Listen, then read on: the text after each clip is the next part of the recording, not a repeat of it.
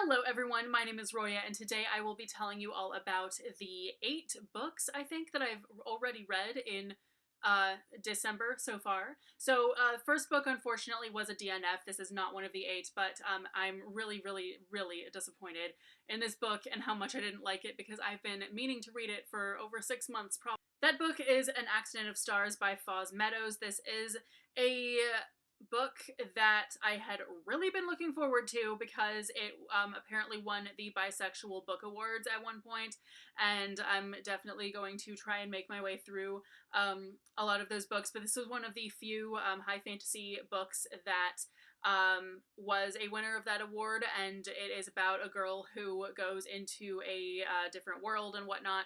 And I started reading this book and I DNF'd it on page 52 because it was just not good at all. Like, literally nothing. The dialogue was super unrealistic. People's reactions to things were really unrealistic, and she literally goes to the other world for no discernible reason at all. She just sees someone go through a portal and she just goes, I'm gonna follow them, and so she just goes for no reason. There's nothing driving her to do that in this book.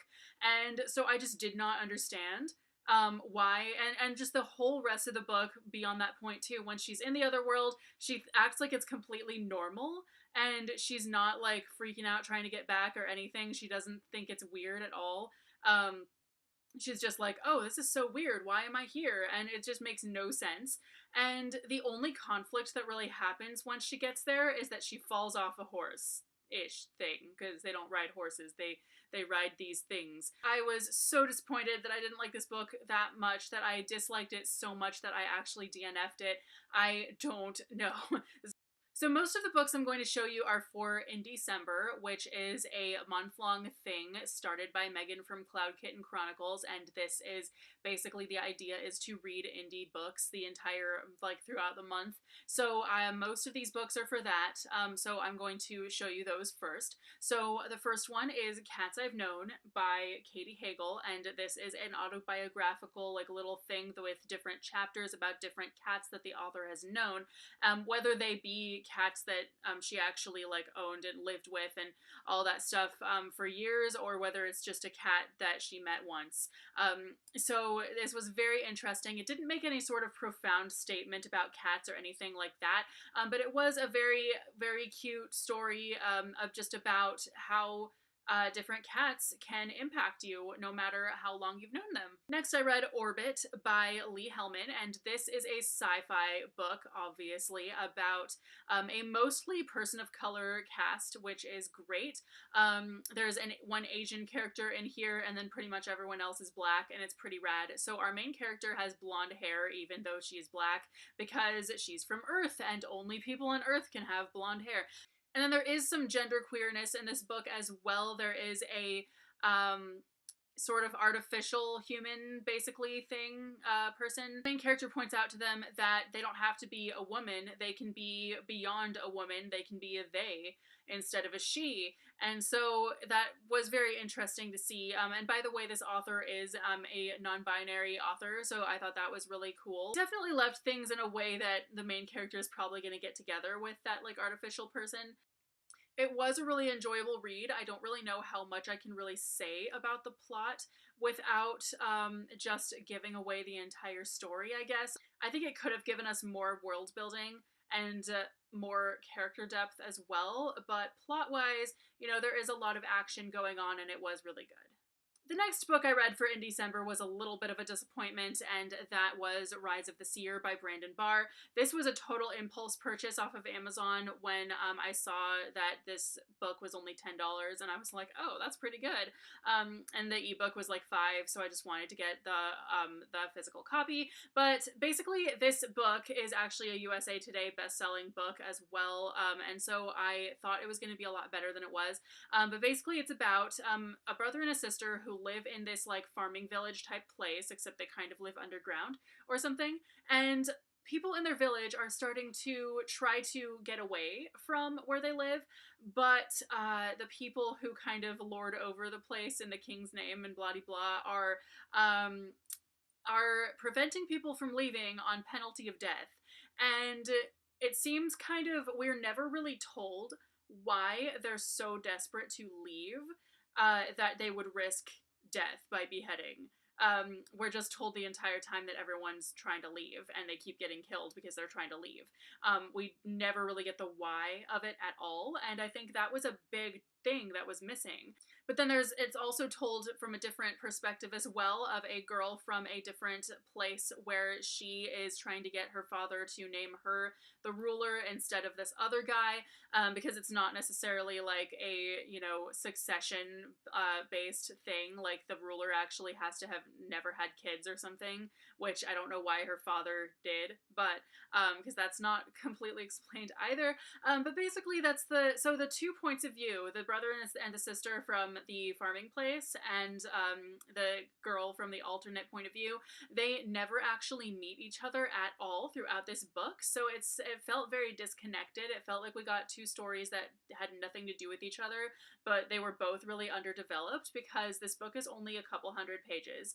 So we basically got not enough world building and not enough character depth for either of those points of views. So I think that, I mean, if it had been just about one of them, it would have been a lot better, but I just thought that a lot was missing about this book.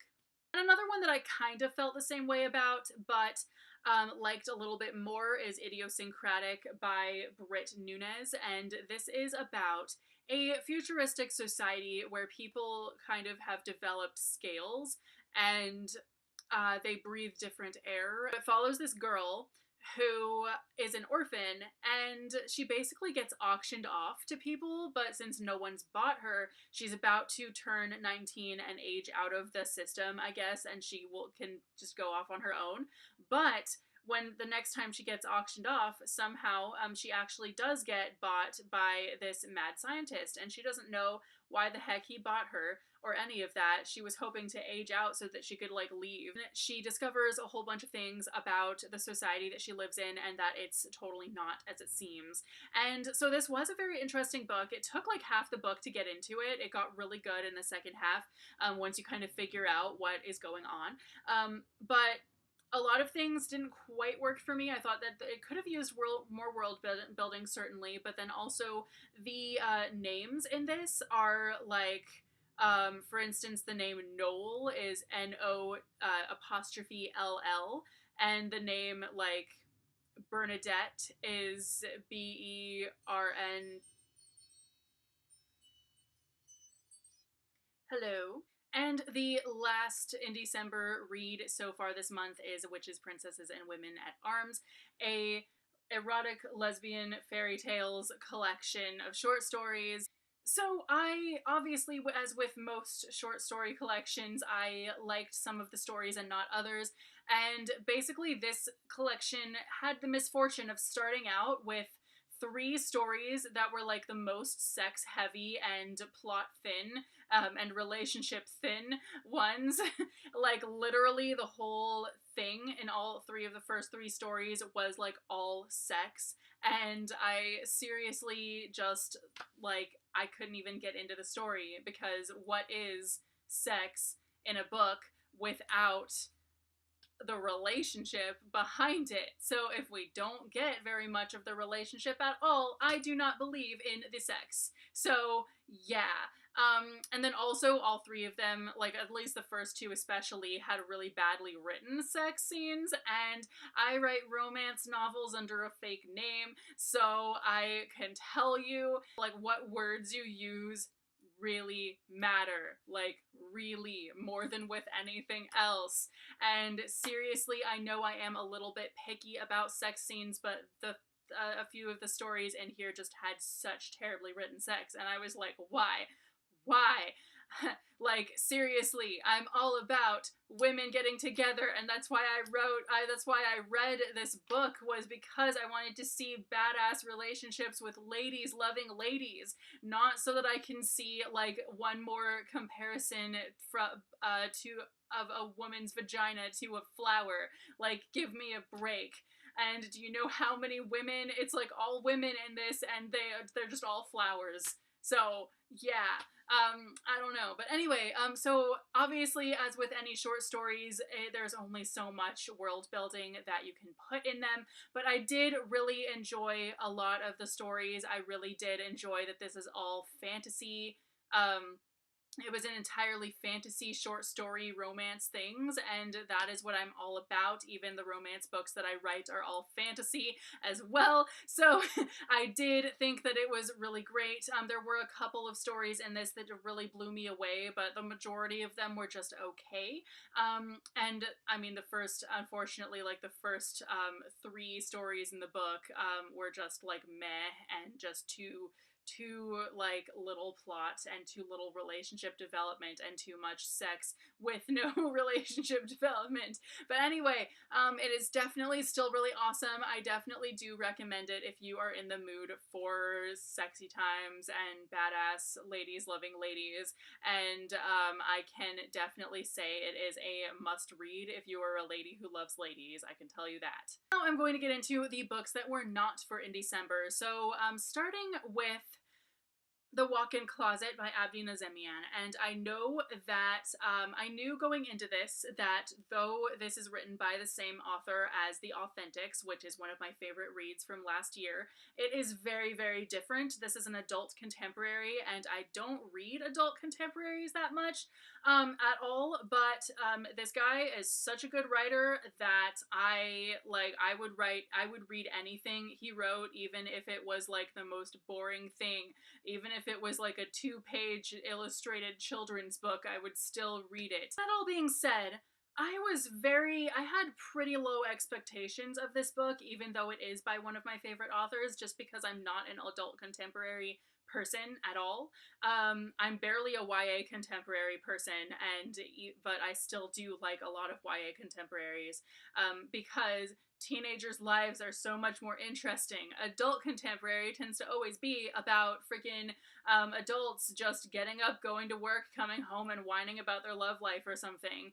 But this was so much more than that. This was so much better than I was expecting. It's mostly Iranian main characters. It is about a girl named Kara who is not Iranian, but her best friend Bobby is, and he is gay. And the first time that she met his parents, they thought that she was his girlfriend, so they just didn't correct them. So she's basically been masquerading as dating Bobby when actually he is just her best friend. And they've been keeping that up for years, basically. So the whole thing starts kind of spinning out of control in this book. Kara has gotten to a point where she doesn't really know what her life even is anymore. Because there is so much pressure from Bobby's family, and then there are all kinds of other things going on as well. And it's the kind of thing that I ended up not being able to put this book down because so much craziness was happening in it. I, of course, loved this book for the Persian references and the discussion of family and friendship and all kinds of stuff, but there was a lot of stuff in it that did kind of make me go, what? Just because it is an adult contemporary. And it was, the main characters are 30 years old, and yet they're all like so much more successful than like any 30-year-olds I know. And I'm like, wow, dude, are you really like 35? But yes, this is a good book. Much better than I was expecting. But obviously, as with this author's other book, I loved the writing. It was told in a very like witty writing style that's very funny to read and very amusing. And also I should add that his next book, which is also a YA contemporary, comes out soon, and I'm very excited. By soon, I really mean in June, which I guess is soon because it's next year, but really it seems so far away, and I'm really excited to read it. Then I also read Outrun the Wind by Elizabeth Tammy, and this is an Atalanta retelling that just came out. This is about Atalanta, and she kills a boar, and then she discovers that she is a long-lost princess, and then one of Artemis's hunters, who basically is on a mission to do something else, falls in love with Atalanta on the way, and it is a very awesome story, and I thought it was awesome, but I do think that we didn't get to see enough of the relationship between the two girls, really, because they get together so late in the story, but it was still really good. And lastly, my audiobook for the month was Witchwood by Tahira Mafi. This is a sequel to Furthermore, but it's kind of a companion sequel in a way. Like you could technically pick this one up on its own, but really it does a lot of it does kind of depend on knowledge that you have of the characters and events from Furthermore as well.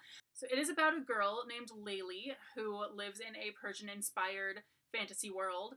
And she washes dead bodies to kind of help the souls pass on. And she has this, it's a very underappreciated job. It's really thankless, and she's really poor. She's doing it by herself. Her parents are dead, blah blah, and she ends up meeting Alice and Oliver from the first book as they come to Witchwood to help her.